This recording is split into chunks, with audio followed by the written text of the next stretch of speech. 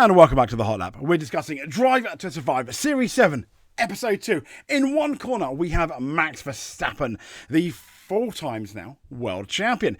In the other corner, we have the no time, no wins at the start of 2024, Lando Norris. And it is essentially a Lando Norris versus Max Verstappen episode that gets quite interesting. They miss out a couple of things. We'll get into that. See you on the other side of this.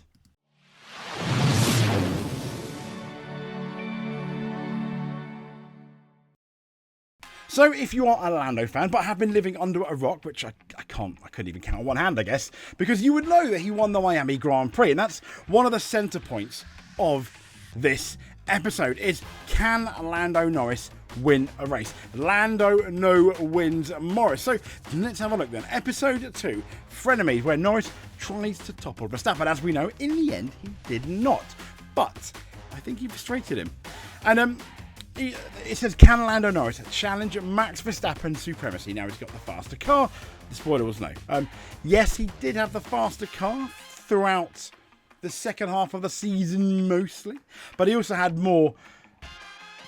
McLaren had more competition than Red Bull had at the beginning of the year, which allowed Max to amass all those points and ultimately win the 2024 World Championship in decent style. So Verstappen says he rates Norris, damning him with a faint praise, calling him a super nice guy. Yes, I think he is. Before highlighting, of course, that the Brit hasn't won a race at the time of filming. There's a couple of bits where they show them when they're younger. It's very cutesy. It's very nice. So Norris finally takes that first victory in Miami after his Dutch rival hits a bollard. Yeah, the bollard of doom for Max Verstappen. The bollard of destroying your race. It kind of mishandled his car, and also there was a very convenient safety car for Lando Norris, but Verstappen continues to push his mate around. Now Horner piles in by asking if the McLaren driver can handle the pressure of fighting at the front as things come to a head in Austria. While the two drivers battle for the lead, they collide, which we will get into. Continuing with the theme, where Norris is faster but unable to make inroads into Verstappen's championship lead. I think that's a little unfair. Yes, he does make inroads.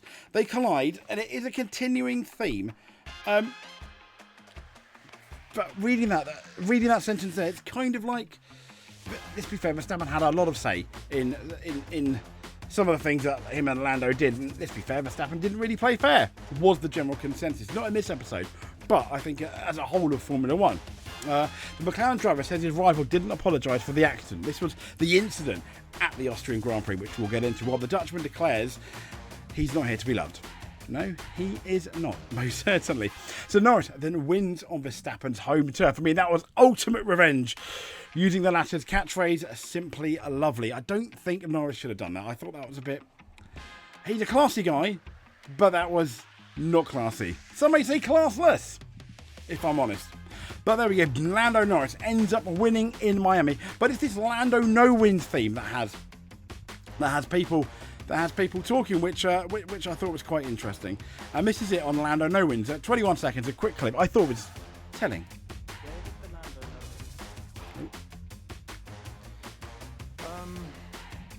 Lando no wins? I didn't even know this was a nickname. It's the worst nickname ever. It is not a good nickname. It's his official middle name, apparently. No wins probably came from, I don't know, just people in love with their keyboard. Ooh. People in love with their keyboard. Let's have a go at the fans. Yeah, not particularly great. But Lando no wins. To be fair, was that a justified name? Yes, I think it was. You look at Monza. He was Monza 2021. He was told not to trouble Daniel Ricciardo when McLaren won 2. Fair enough. And on the day where McLaren was good, it was Daniel Ricciardo and not Lando Norris that surprisingly was the man. Forward to that same year, we have Russia 2021 with the team begging Lando to come in because it started to rain. He was leading. I wouldn't say completely comfortable because Lewis Hamilton was always there in the shadows lurking behind him. But it was his to lose. He decided to stay out when it was really obvious he shouldn't. And it just was a bit it ended up being a bit embarrassing for Lando Norris, didn't it? Not particularly good. So, yeah, a few tears there. And he did obviously end up winning in Miami. Now, people said there was a bit of like Max hit the bollard. Maybe his car wasn't particularly happy. But at this point, at this point, that other than obviously the Austria win with Carlos Sainz, at this point, the Red Bull was still quite dominant. It felt like quite dominant. And the safety car came out not because of the bollard, because I think there was a crash between I think it was one of the Williams drivers. I'm not sure, but there was a crash, and it showed it on the show. And that meant Lando Norris could pit in at Miami, pit out, and essentially be in the lead. Now, at this point, a lot of people, including myself, when watching that particular race, I thought it's only a matter of time before Max gets through. But then we had the restart. The safety car peeled in. He didn't. The laps continued, and the laps continued, and I was like, oh my gosh, he's got a chance of winning here. Oh my gosh, he got a chance of winning it. When ultimately he did, and for every McLaren fan, it was absolutely fantastic. And I did feel that, yes, he got lucky, but then Max got lucky in Brazil a bit with the safety car, if you remember. But still, to get to that point, Max, amazing race for Max anyway, but I digress. Yes, Lando got lucky, but he still had to beat Max. He gave him track position. You can pass in Miami. And then we forwarded to Austria. Yes, the Austrian Grand Prix, where a mistake in the pit stop by Red Bull and Max Verstappen ended up allowing Lando Norris a shot at passing. And he had a couple of goes at trying to pass Max, where Max sort of closed the door dangerously. It was classic Max Verstappen. We hadn't seen him for a while, but he's back under pressure. And and we obviously we had this. There we go. Oh! Game on once again. This time it's the outside line. Oh, they made contact. He's got a punch. And he had a punch. Wow, that was loud. Sorry. The issue with Austria, Max's fault, I think, entirely. And Lando Norris wanted Max to apologise for his behaviour. Austria, Max kind of refused to apologise. Lando was like, well, I'm not going to be friends with them anymore.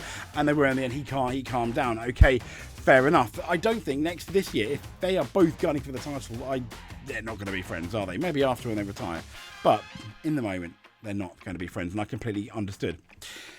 So Christian Horner obviously came out and went, Lando, intimated that Lando's cracking under the pressure.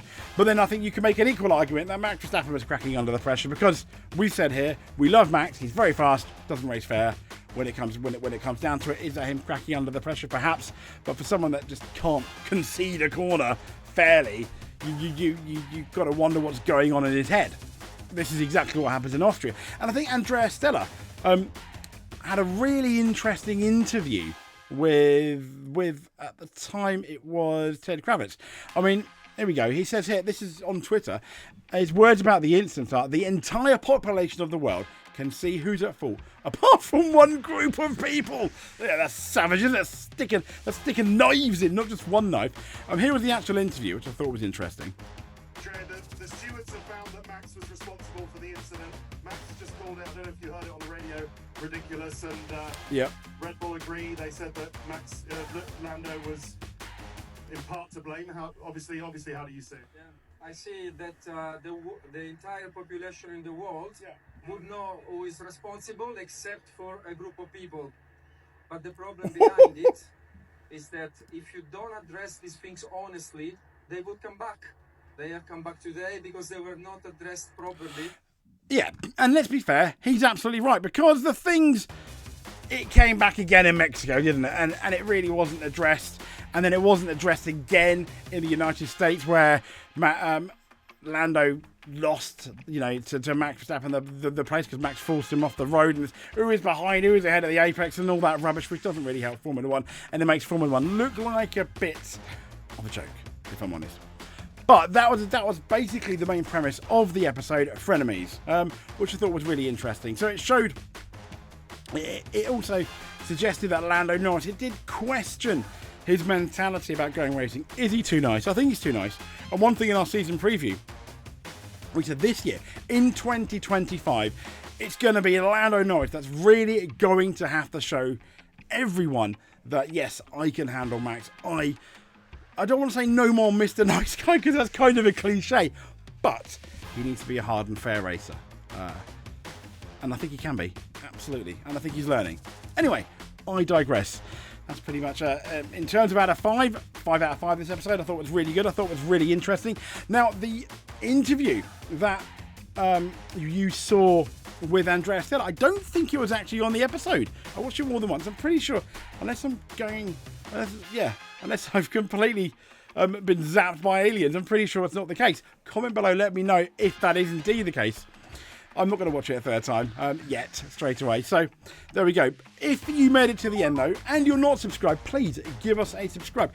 Hit that notification button as well. That would be absolutely fantastic if you don't want to miss a video. But if you are subscribed, just watching this is more than enough. If you want to do that little bit more, though, hit that like button or comment below.